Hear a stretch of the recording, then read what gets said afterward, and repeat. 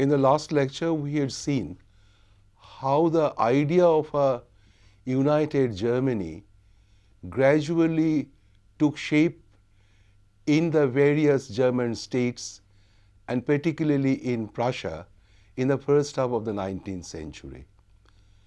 We saw that on the whole, the German states pursued a conservative policy, but at the same time, a broader liberal movement gradually emerged, particularly in Prussia and in the southern German states, and more particularly in the Rhineland area of Prussia. The liberals looked for a constitution, a representative assembly, and certain basic civic rights for the individuals. A climactic point came in 1848 when there was a Frankfurt Parliament where the liberals discussed threadbare the possibilities of German unity along the liberal line, but ultimately failed to adopt a practical agenda or program for achieving the unity along liberal lines. The failure of 1848 was not final. Germany was indeed united within the next 22 years, but it was not along the liberal lines. The leadership for the movement of German unity was now assumed by the state of Prussia, and it is Prussia which succeeded in establishing the German Reich in 1871. The Prussian king became the German emperor. The Prussian chancellor became the imperial chancellor. Now, what one does not always notice is the gradual rise of Prussia as the most important German state in terms of its gradual but sure economic development in the realm of ideas and in the realm of leadership. Now, Prussia's real emergence in economic terms can be traced back to the formation of the Zollverein in 1833. This economic union or customs union ultimately provided for the unity of a market among a large number of German states and very clearly indicated the leading role that Prussia was likely to take in this sphere. By 1850, Germany had about 6,000 kilometers of railways. Germany had taken some leadership in producing coal and lignite. And indeed, by the 1860s, Germany had overtaken France in this regard. Iron production also became very important, particularly between 1860 and 1870. The expansion of the railroad and the heavy industries in Prussia was carried out by private capital, whereas those in most other German states was a product of state initiative, the state taking the lead in providing industrialization. Prussia also fully appreciated the military use of this industrial growth or industrial expansion. The manufacture of heavy artillery, for example, tended to transform field warfare.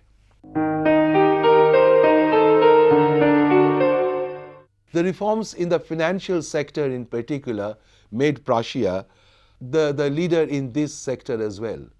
Prussia now had enough access to capital which could be invested in both industrial production and in business. Now, I'm not suggesting that Prussia had become industrialized already, but a very definite beginning had been made by the 1840s and more specifically by the 1850s. The Prussian Bank, which was established in 1847, was ultimately to become the Imperial Bank in 1871. About 50 banks emerged by that time, and of these, 33 had been created or set up in the 1850s. So the banks succeeded in mobilizing the savings and transform them into capital, which could now be invested in economic enterprises, industry, business, and other productive activities. The growth of population, their movement into the towns, and the decline of the rural industries also had been a very significant phenomenon. It provided for the creation of mobile labor. People were moving out of the countryside because agriculture could not sustain everyone equally. And therefore, this mobile labor provided what could be absorbed in the newfangled industries which were coming up in the urban areas.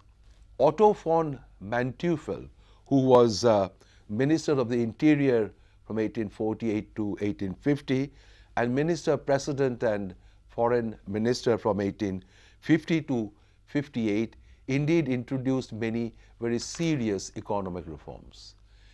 Indeed, after 1848, the Prussian ministers, particularly Manteuffel, paid more serious attention to economic reforms, economic reorganization, and economic development than looking at the political aspects of Prussian development. There was also change in the rural sphere. Many of the small tenants had been freed of their old feudal obligations, and about 600,000 peasants took advantage of this to buy their freedom from these obligations by making a one-time payment. The government even provided loans so that the peasants could redeem their obligations in this. Prussian agriculture had two very broad differences. On the one hand was the vast Junker estates east of the river Elbe. And this is a difference that stayed in Germany even after the unification, and it is important to remember this. These vast Junker estates were run by the old feudal landowning aristocracy, but they worked it with landless labor and virtually used them as wage labor. In the western part of Prussia, there was a small tenant economy which had not been very, very conducive for everyone. The pressure of population made many of them migrate to the towns, and this is how the growth in the urban centers, growth of industries could absorb this excess population moving on to the towns. Therefore, Prussia was very equipped now after Zollverein to assume the economic leadership in Germany as well, and this would later be transformed into a more effective and serious political leadership.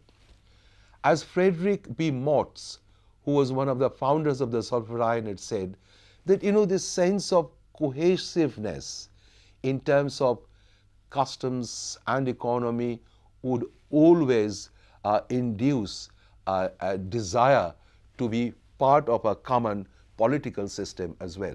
And this is a point we had made even earlier, that this sense of economic unity walked slowly and unobtrusively for a larger political and administrative unity. Prussia's privileged position was not endangered because Prussia was very jealous of it, and every attempt of Austria to join the Zollverein had been rebuffed very seriously.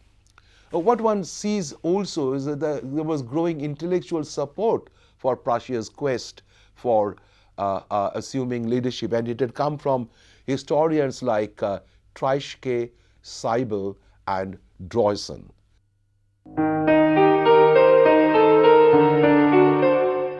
The old king, Frederick William IV, was mentally a little unsound, and in 1857 his brother William became the regent, and in 1860, William emerged as the King of Prussia. He had a desire, shall we say, a passion to unite Germany. Obviously, he had his own methods by which to achieve this, and to begin with, he had the support of even the liberals and the nationalists. The Crimean War provided the backdrop for the demand of army reform or military reforms in Germany. Prussia and Austria seem to have two different takes. Austria proposed a unified command for the whole of the Confederation, whereas Prussia suggested that there should be two divisions under Prussian command in the northern part of the Confederation and two divisions under Austrian command in the southern part of the Confederation. So the significance of this difference of opinion was not really military, it was political. It centered around the relative position of Austria and Prussia in Germany, and we shall see that the decade of the 60s gradually unfolded the drama and finally decided in favor of Prussia. It is at this juncture that we find Otto von Bismarck coming back to the political fold again. He put the famous Baden Memorandum on the defense and organization of Germany. He argued that the Crimean War and the collapse of the Holy Alliance had altered the balance of power in Europe, particularly in Central Europe. Prussia now had a central responsibility for the defense of Germany. And this responsibility could be discharged through the creation of a new body representative of the whole of Germany, in which Prussia rather than Austria should dominate. Bismarck was born in an old Junker family in Brandenburg, and in 1847-48 in the Frankfurt Parliament had clearly established himself as a leader of the Conservative Party. He did not believe in liberalism, whom he often dismissed as chatterboxes. Bismarck wanted Prussia to be, Germany to be unified, but surely under Prussian leadership. Even before Bismarck had come, there had been attempts at beginning an army reform in Prussia. And in this, when the king wanted to have additional grants and summon the assembly refused to do this unless further liberal reforms had been offered by the king. Von Roon and von Moltke, they set about the task of reorganizing the army, but the opposition of the assembly was a problem. Bismarck came in 1860, and Bismarck collected the taxes anyway, and the army reform was underway, and Prussian army was reformed to a very large extent. Now, the ignoring of the assembly came very naturally to Bismarck. He had very little use for constitutional finesse and for elected assemblies. It is at this point that Bismarck took over. Conventional wisdom would credit Bismarck with a very precisely planned and executed program for the unification of Germany under Prussian leadership. First of all, he gave a speech to the assembly in which he said that the great issues of the day will be decided not by speeches and resolutions, but by a policy of blood and iron. He suggested that the army was very necessary and power politics is necessary to achieve the unification. It has also been suggested, because of a chance remark that he made and reported by Disraeli, the future British Prime Minister, that he would have to wage 3 wars by which to unify Germany under Prussia's leadership. Now, this view does not take into consideration the role of the contingent on the one hand, and the famous quip by the celebrated British economist James Keynes in 1919 that German unity was as much the result of coal and iron as of blood and iron. Now we had already suggested how coal and iron had preeminently prepared Germany for the eventual leadership that could be offered. But for the present, Bismarck certainly privileged the position of the army and underlined the need to use power politics and even wars in order to unify this.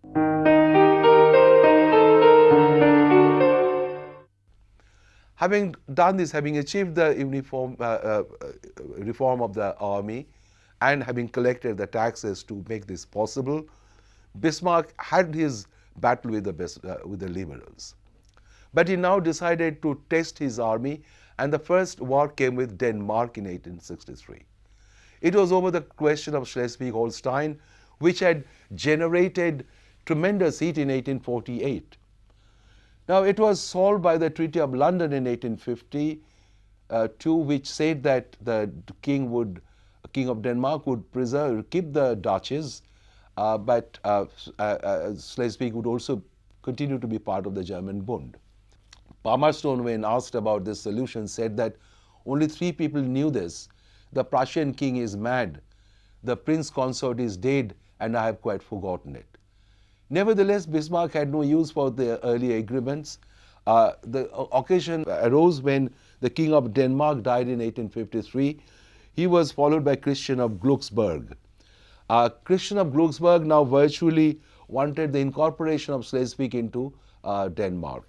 There was another claimant of the throne, Frederick of Augustenburg. He wanted to go to war with Denmark on behalf of the Bund. Bismarck perceived this opportunity, but he wanted to make this war together with Austria.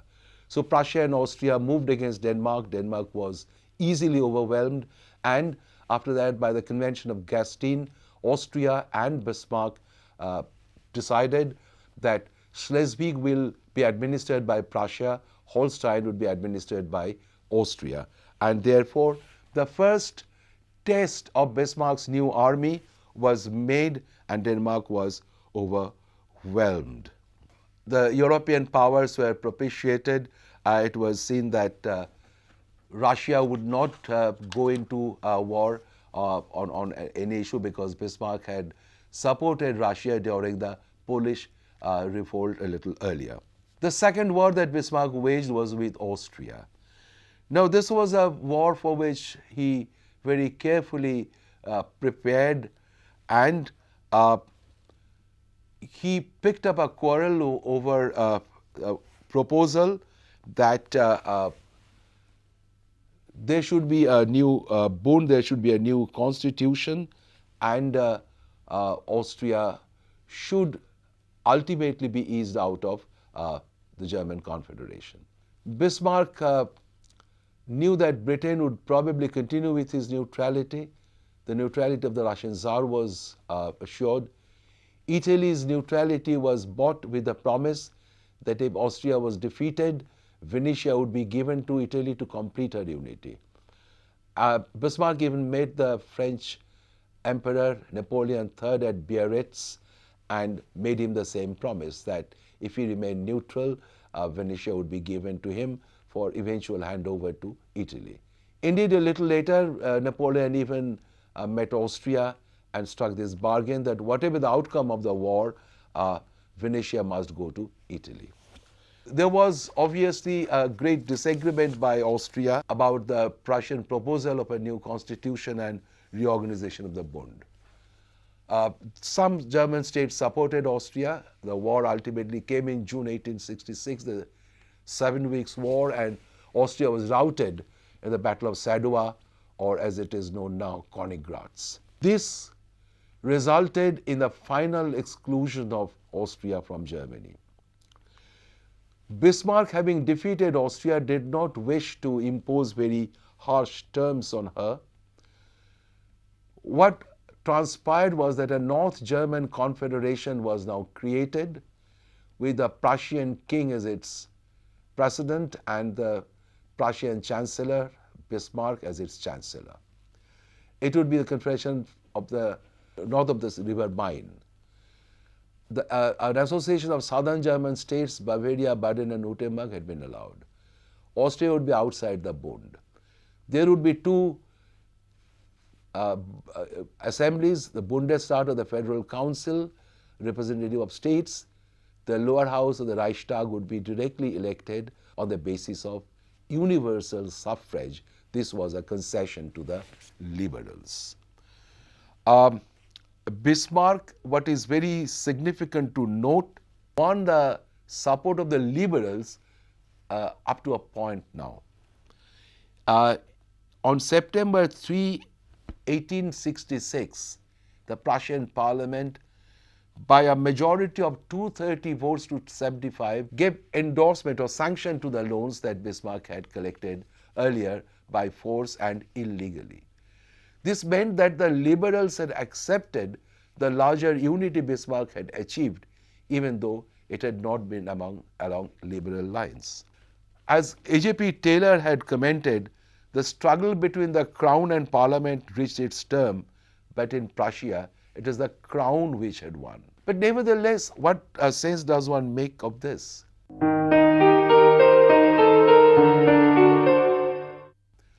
There was probably some kind of a compromise, probably an unequal compromise.